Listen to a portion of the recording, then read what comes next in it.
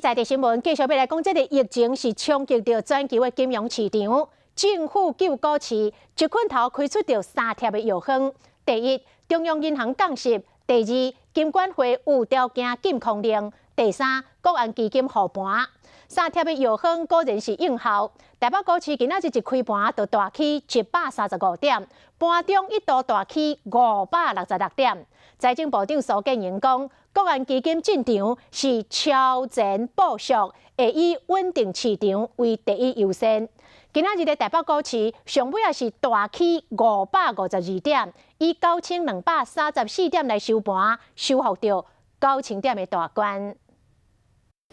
台股规片红拍拍，澎湖概念股嘛冲冲冲，台积电、鸿海、大立光分别是大起超过3%、4%、6%，盘中整经是大起566点，收复9000点的大关。很少看过这样的，这个比那个雷曼兄弟还严重，一定进场的。抢救台股，政府开出3大药方，分别是央行降息1码，金管会有条件禁空令，甲国安基金护盘。昨19规台股的盘面是青一青，不过今仔日的盘面呢，台股、当讲各类股拢有起。这3种药方是止痛、紧，阁有效。这次有点超前部署的意味，关心的操作基本上是来无影秋中，所以整个情况就是整个实际的情况，那么来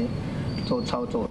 强调这次国安基金进场是以稳定市场为第一优先，不过分析师嘛要提醒，这个药效会当持续偌久，也阁需要观察。在这样的护盘情况之下的话，到底有没有能够去做一个真正支撑市场的一个效果，可能还是要观察一下，因为毕竟这一次的一个国际股市跟台股的一个下杀，它并不是因为一个所谓纯正经济面的一个事情，而是说在整个国际疫情这个区块，它爆发的有点失控的。过去国安基金有6次进场的记录，整经上悬一次是落时代票1200多亿落，解救台股。这次国安基金规模是高达5000亿，护盘无期限，全力抢救投资人的信心。